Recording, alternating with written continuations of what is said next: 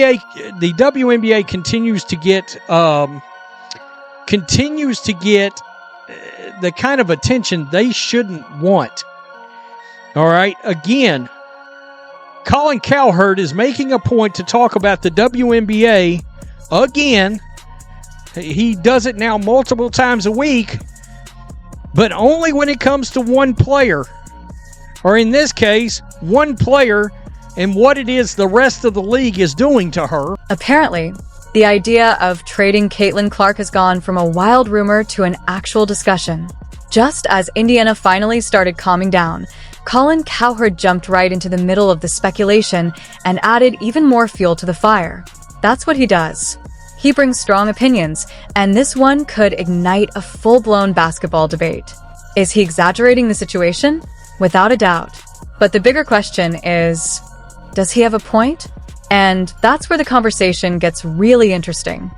Caitlin Clark finished 9th in player voting. In fact, she finished behind one of her own teammates in player voting. The pettiness has no bounds. For years, the WNBA players were pointing fingers. They were saying people are sexist, we're not being promoted, we're underappreciated, and then they get the golden goose and they don't like what it looks like. When the wave hits, ride it.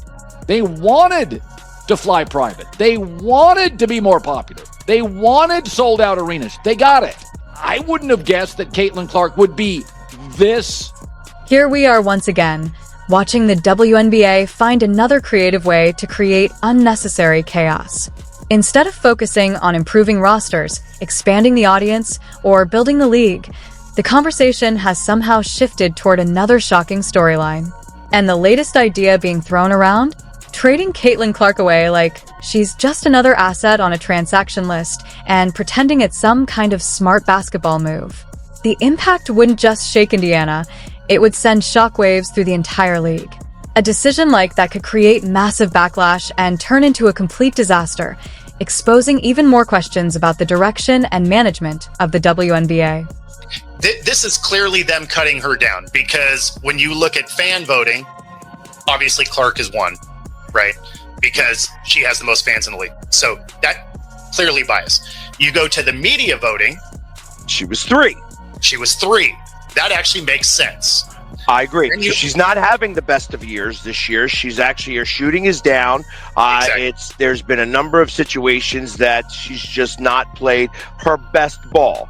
But she is still much, eons better than a lot of the other players that they voted in front of her. Let's begin with the most obvious point. Trading Caitlin Clark wouldn't just hurt the fever.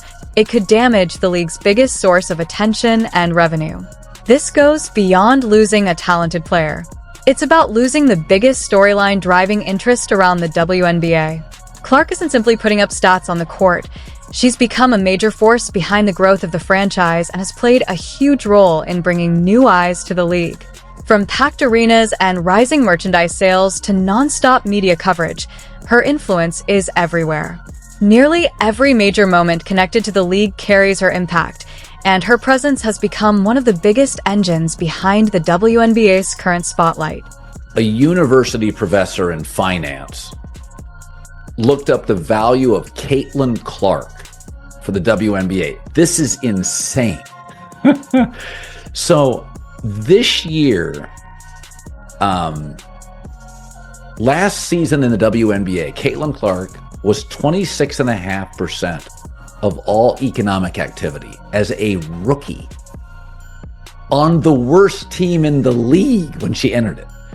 So now she has an 8-year, $128 million deal with Nike. So, she's going to eat. Merchandise in the league went up off a rookie from a Midwest-based school on the worst team in the league, 230. Now imagine taking all that momentum, all that attention, and simply shipping it away like it's just another package on the move.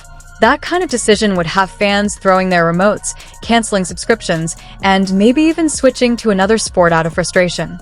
Because there are bad decisions, and then there are decisions so unbelievably short-sighted that they become unforgettable. Trading away Caitlin Clark would fall into that second category, a move that could create chaos, outrage, and a disaster of historic proportions. I'm not going to ignore, nor am I going to take my eyes off of what transpires with the WNBA over the next 2 weeks while Caitlin Clark is out with the quad strain. And the reason why is because, let me tell you something right now. I'm not going to go to word hate.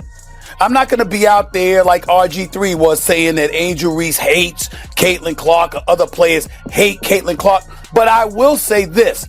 I don't think it's specific about Caitlin Clark. I think it's what Caitlin Clark represents. See, it's no fault of Caitlin Clark. Caitlin Clark balls. She balled at Iowa in college. She's balled since she's been in the NBA. She came into the league last year with no break whatsoever between the college game and the pro game and did her thing. But the situation somehow gets even more complicated. Not only are trade rumors being discussed as if the league has endless superstar talent to move around, but now there's also a coaching storyline that feels straight out of a dramatic TV script. The same coach who previously watched Caitlin Clark take a controversial hit without much response is now the person put in charge of leading her. And naturally, that raises plenty of questions. What's next? Bringing in someone who handled her recovery to suddenly oversee her training? To many observers, this doesn't feel like a normal coaching decision. It feels like a calculated move, with the message appearing obvious.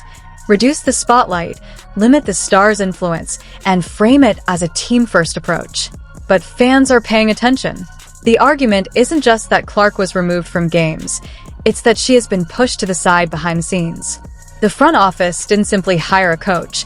They chose someone whose past decisions have already created controversy, especially regarding rotations and player treatment. And realistically, Clark and this coaching system don't appear to be a natural fit. Their basketball philosophies seem completely opposite. The offense doesn't look designed around maximizing her strengths. Instead, it often appears to work against them. This isn't just a difference in style.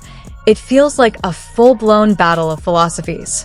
And the tension is impossible to ignore whenever Clark is pulled from the court while other players receive extended opportunities.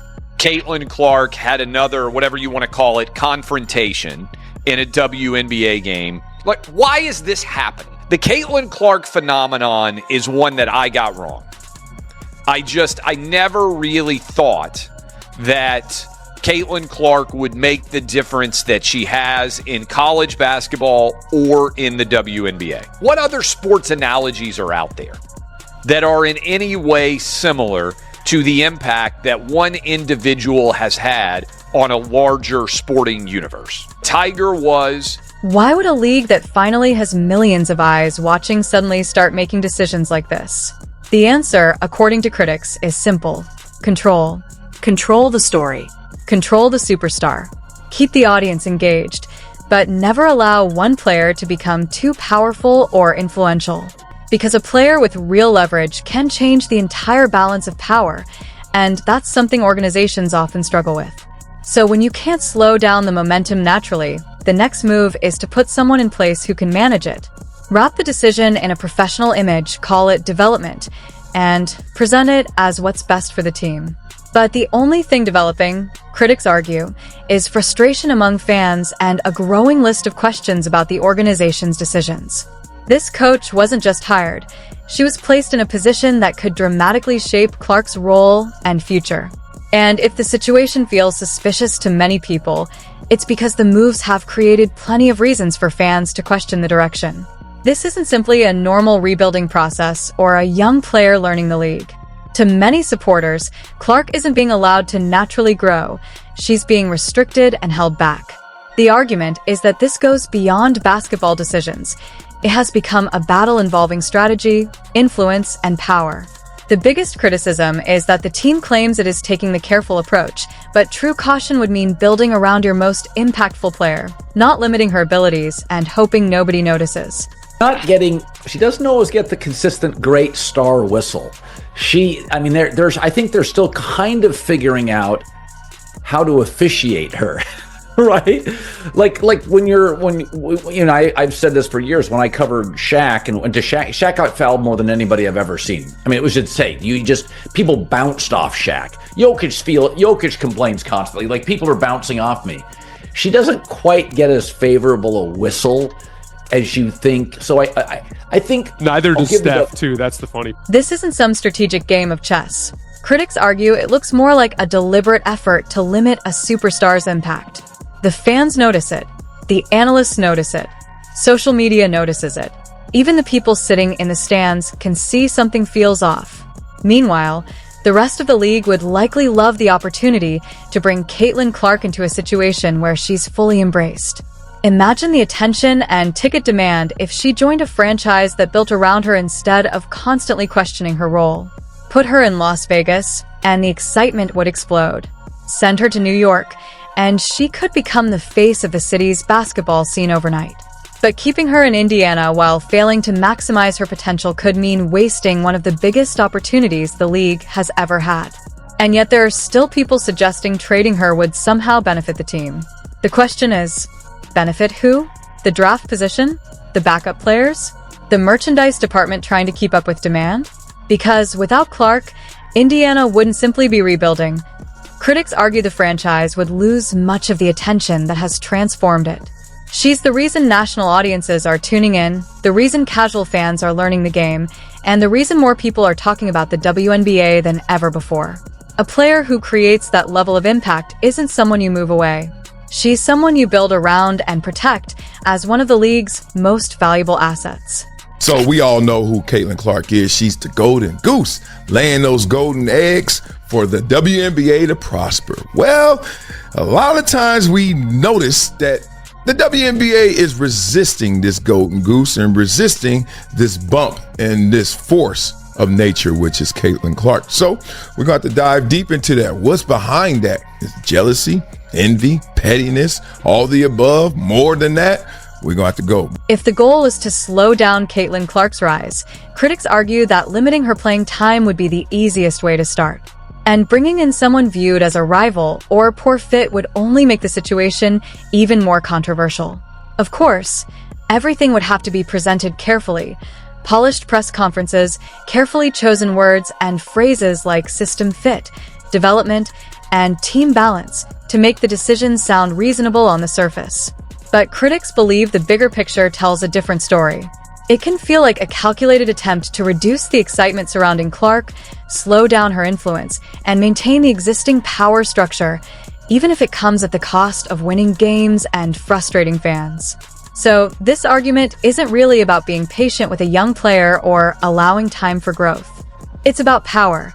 The power of a superstar who can dominate headlines, change how a league is viewed, and bring unprecedented attention with every highlight, every assist, and every deep three-pointer. The WNBA had a chance to fully embrace that momentum and let the growth happen naturally. Instead, critics argue it feels like the league built barriers around its biggest attraction while pretending everything is normal. And trading Clark wouldn't just be viewed as a basketball decision. It would send a much bigger message. It would signal a rejection of the momentum, the fans, and the future potential of the league. Because when people watch a generational talent being poorly managed, they don't just lose interest in one team. They start questioning whether they want to keep watching at all. So it's the last part of it, the players vote, that I take some exception to. And I'm not a big Caitlin Clark fan. Like, I don't care either way. But they vote her 9. And why I find that absolutely hilarious is you can say she's 9 if you want, but you don't treat her like she's 9. Because when she was here in town, they were picking her up 3/4 court the entire game, and they had her double teamed the entire game. Now, is your shooting efficiency going to go down? The criticism is growing that the WNBA is mishandling its biggest star. Instead of building around Caitlin Clark's popularity and talent, fans believe the league and the Fever are limiting her impact with questionable coaching decisions and constant talk of system development. Clark has brought record attention, higher ratings, packed arenas, and new fans to women's basketball, but some argue the league is afraid of one player becoming too powerful.